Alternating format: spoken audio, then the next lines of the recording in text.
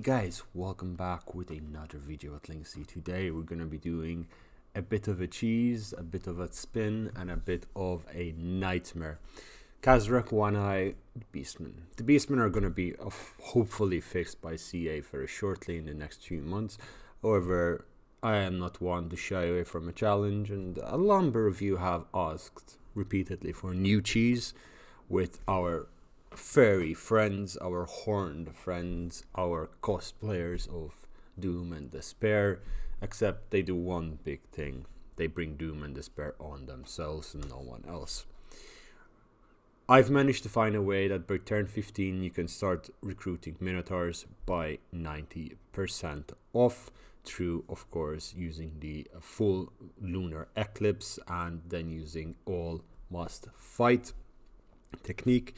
This, of course, after a number of other things that you have to do before, and I will run you through the campaign more or less what you need to be doing. However, there are a number of things that one must keep in mind.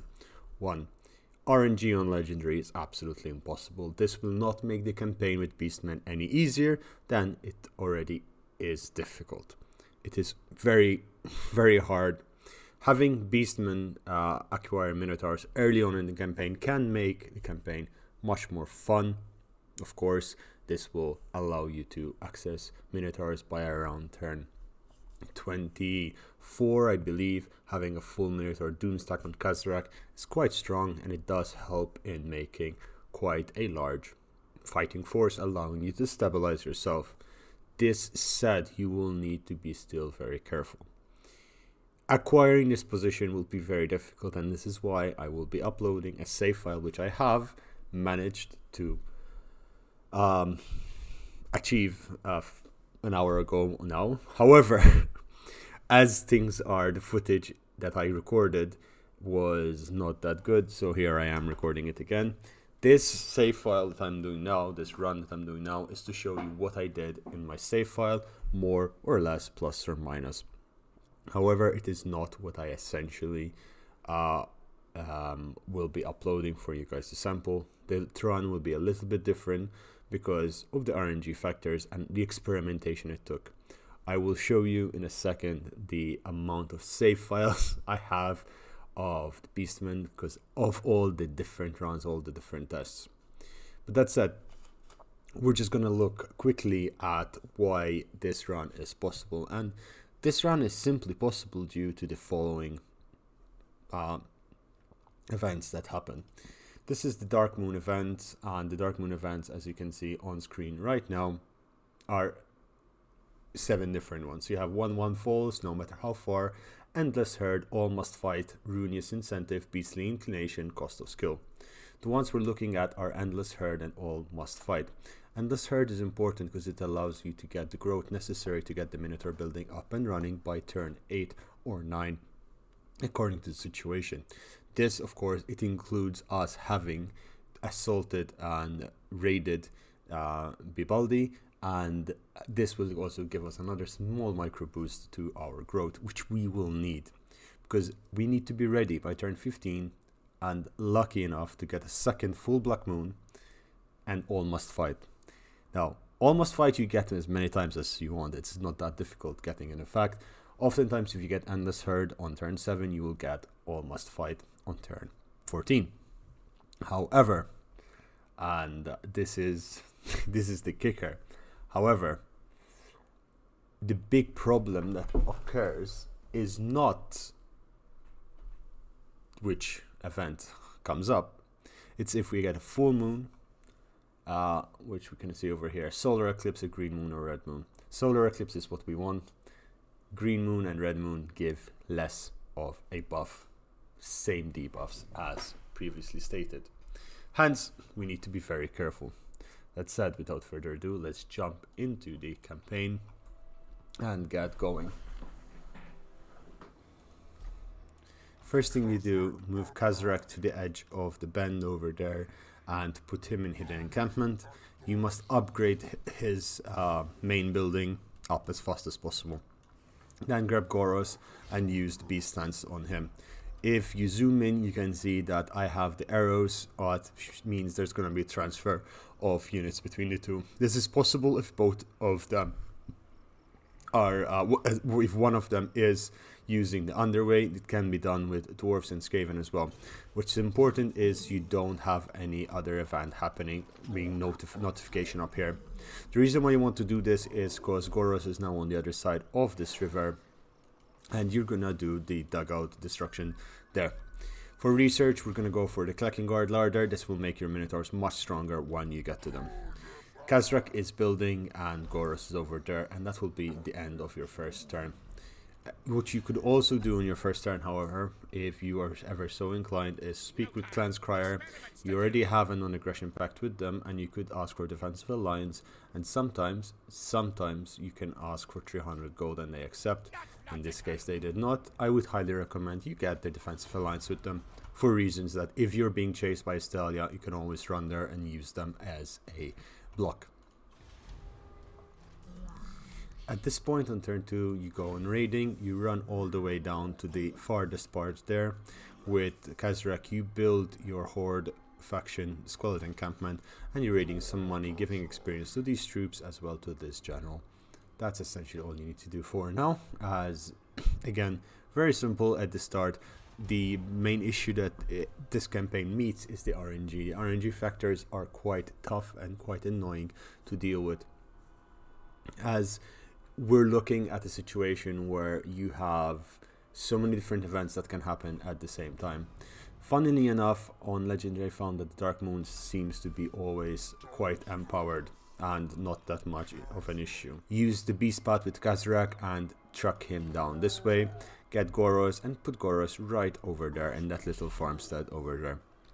Once you're over here, you're going to be set in a situation where you can get ready to attack Bibaldi and sack it. Khazrak is very slowly getting up his horde growth, but this will help him get there much faster than he is doing it right now. I prefer to attack from this end, being able to retreat. When you raid it, you'll be able to retreat in a specific manner. Here we're going to auto-resolve this fight. You can fight it yourself, but it's not important. What is important is you raising the file. That will give you the growth for Khazrak that you need. Once you do so, you're set back here and give him gargantuan hooves. You should have a level up for Goros as well, and you're going to put Goros just over the edge of the line over there. Reason for this means that soon we're going to have their armies come for us, and this is exactly what we need. We want them to resettle Bibaldi if possible. If they do not, it's absolutely fine, and we just simply fall back and wait in our own little time. On turn 5, you're going to be given an event, a Dark Choice, and I would always recommend going for the Gorebull, as the Gorebull is going to give you the Vast and Ending Warherd, which gives you -10 recruitment cost. You can even further get another -5, so that would be a -15 recruitment cost from this upgrade, allowing you to get much cheaper units. Use the Gorebull to come and explore and see where the armies of the AI are. Oftentimes they are either stuck down this way or still inside their castle. Okay, they are neither position.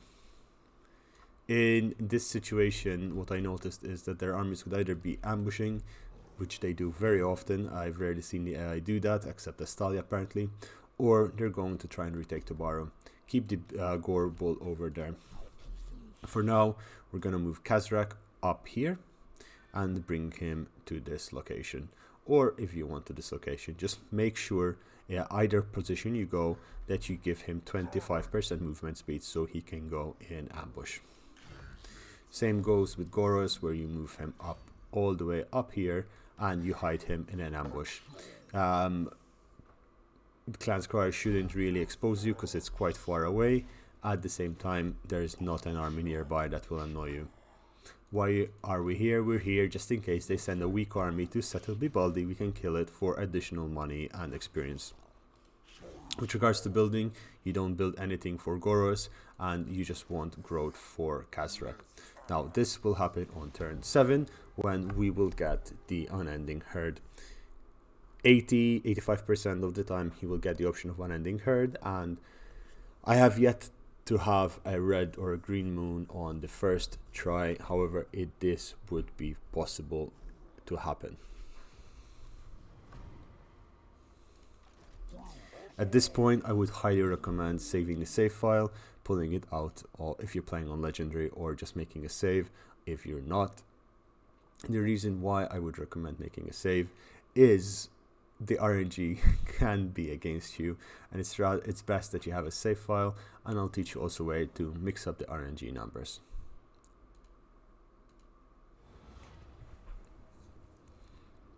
In fact, this is a case in point of how annoying and situational the events are. We did not get the unending herd, but it's simply a question of reloading the save file, and you'll be able to get what you're looking for.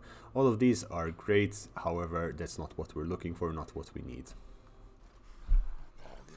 So, in case it didn't work a couple of times, well, the first thing you do is you make sure you use your Gorebull, your Assault Margarita over here, as you can see.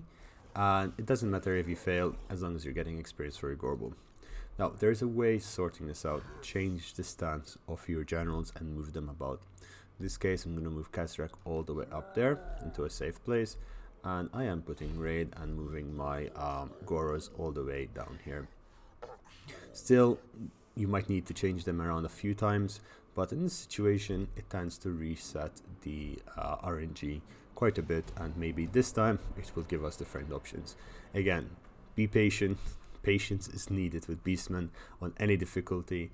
They are like, their mechanics are very old, and this is why we want new mechanics. For example, the replenishment, they should replenish every single turn that they're fighting, and then perhaps they would have a mechanic where you don't use that. As I said, the RNG is different this time when we got Endless Herd, which is what we're looking for. It gives us growth to all, horde growth to all armies, and none of our units will have replenishment. That is absolutely fine. We don't mind about that.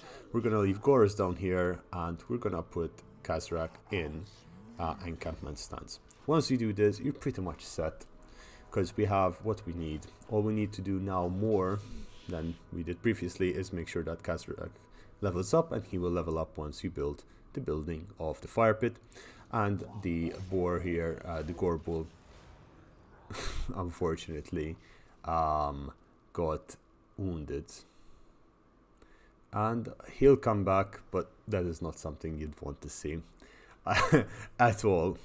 None the matter. He'll come back in a couple of turns. You still have enough time to level him up. Sadly, not to the level that you would have liked. Keep ending turns, and I will show you what to do after that. On turn 9, something must be done. You could do this on turn 8, you can do this on turn 9. I was hoping they would send one of the armies, but they're more intent on recruiting. That's absolutely fine. What you need to do is disband all of these units, because you're going to need the money. Once you disband those units, you're going to have the money that you need to get Khazrak the building for the fire pit. You could still have gotten it if you kept the army, but I'd like to delete it, because it's going to give you a lot more money. And with the army that you have, the Minotaurs, the Goros, and Khazrak, it's going to be more than enough. At this turn, on turn 14, you do the same thing as we did earlier, and hope RNG is with you. You, by this point, should really have fixed your Gorebull, and he should be of the appropriate level. If he is not, that's because he died. I would recommend that you would not you don't keep going if he dies and reload, as this is based on a lot on reloading at this point, or restart, because he's essentially necessary for the run. And with this, you just end turn and hope for the best. Now, since I already have a save file that I will load and show you in case this one doesn't work, and based on my previous experience today, where my patience has been pushed to the limit, to the absolute limit, I would say that it is most likely the case that it will not work. And in fact, we actually got another full... I am very surprised that we actually got a full Black Moon. However, so be it. So, Chaos Corruption, Bestial Rage, just choose whatever. And we did not get the moon that we wanted, but we did get a full dark moon. In this case, again, doesn't matter. If it works, and I'll show you exactly how it does. It's good to point out here, and I'm stopping it for a second because I didn't iterate it. You must have the event all must fight with minus 90% recruitment cost. Well, basically 90% recruitment cost reduction and minus 25 melee defense. You really want that, as it otherwise you'll not be able to get the free Minotaurs from being recruited.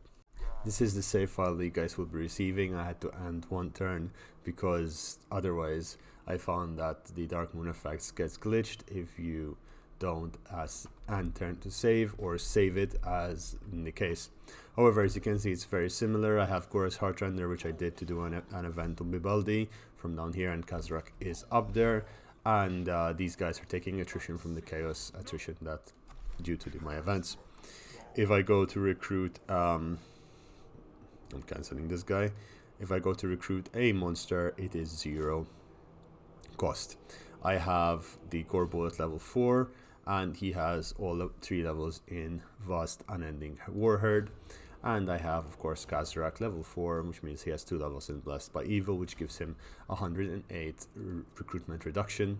With regards to Goros, over here, if we look at his army, he's able to recruit them at 168 gold or total favor, which isn't that bad in of itself. It's quite cheap, and possibly we could recruit another full army in his arsenal.